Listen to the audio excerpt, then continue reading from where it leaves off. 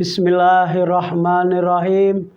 Assalamualaikum warahmatullahi ta'ala wabarakatuh. Alhamdulillahi wassalatu wassalamu ala asrafil mursalin Sayyidina wa maulana Muhammadin wa ala alihi wa sahbihi ajma'in. Amma ba' faqad qala Allahu ta'ala fil kitabil azim, a'udzu billahi minasyaitonir rajim, bismillahirrahmanirrahim. Wa ma umiru illa liya'budullah mukhlisina lahuddin hunafa'a wa yuqimus shalat wa yu'tuz zakat wa dzalika dinul qayyimah. Qala Nabi sallallahu alaihi wasallam, as-salatu jamaah tabdalu salatul wadi bi sab'i wa isrina darajat. Sadaqallahul azim wa sadaqar rasulul habibul karim wa nahnu ala dzalika minas syahidin wa sakirin walhamdulillahi rabbil alamin. Hadirin para jamaah pemirsa yang dimuliakan oleh Allah Subhanahu wa taala. Di saat kita sebagai manusia, hakikat manusia untuk berlomba-lomba menuju ridhonya Allah. Sebagaimana dikatakan, wa ma umiru illa liya'budullah mukhlisina lahuddin. Tidaklah diperintahkan kamu sekalian kecuali untuk menyembah kepada Allah. Tentunya sembahan kita yaitu Allah, kita disyariatkan untuk sholat. Sebagaimana diterjemahkan dalam bahasa, diartikan dalam bahasa, sholat ad-du'a. Sholat itu berarti doa. Yang namanya sholat perlu media, perlu tempat. Yang mana tempatnya adalah masjid. Tempat untuk sujud, tempat untuk sembahyang, tempat untuk memohon doa kepada Allah Subhanahu wa taala. Sungguh menyedihkan di zaman sekarang, banyak masjid-masjid dibangun, banyak musola-musola dibangun, banyak langgar-langgar dibagusin. Tapi orang tidak berbagus-bagus, tidak berlomba-lomba untuk memakmurkan masjid. Bangunan boleh bagus, tapi lebih bagus lagi bangunan bagus. Di situ jamaahnya kompak, jamaahnya semangat, jamaahnya rame sehingga menghidupkan masjid. Hadirin rahimakumullah, pemirsa yang dimuliakan oleh Allah, bahwasanya sholat sendiri diperbolehkan, tapi dalam sabdanya Nabi Shallallahu Alaihi Wasallam, sholatu jamaah, sholat berjamaah, tabdolu sholatu fadi, lebih utama daripada sholat sendiri, yaitu 27 derajat. Hadis riwayat Bukhari Muslim.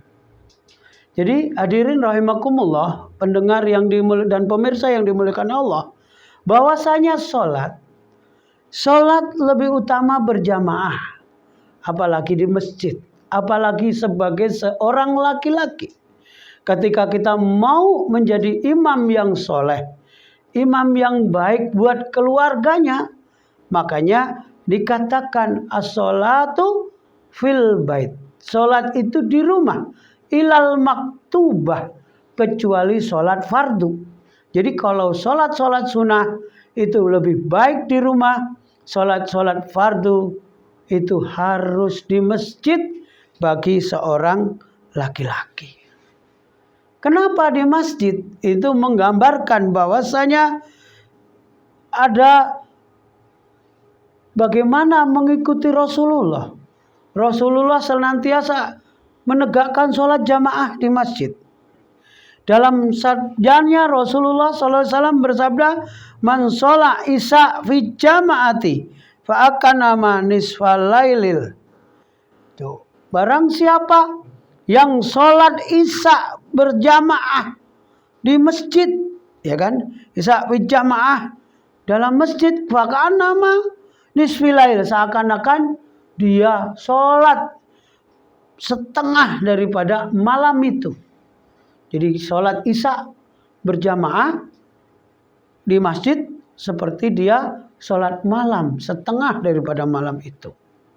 Makanya hukum sebagian fuqaha mengatakan mengakhirkan sholat isya ma'a jamaah beserta diakhiri dengan sholat-sholat sunnah yang lain, hukumnya sunnah. Diteruskan, kalau Rasulullah Sallallahu Alaihi Wasallam bersabda, Rasulullah Sallallahu Alaihi Wasallam, "Wa man sholat subhi fi jamaati fa akanama sholat laila kullah." Barang siapa sholat subuh berserta jamaah, maka seakan-akan dia sholat malam keseluruhannya. Oleh sebab itu, hadirin rahimakumullah, Allah Maha sayang kepada kita. Ketika kita sholat sendiri bakal dibalas dengan satu kebaikan. Ketika kita bisa sholat berjamaah di masjid, maka 27 derajat. Ketika kita sholat sendiri ibarat dikasih 1 juta.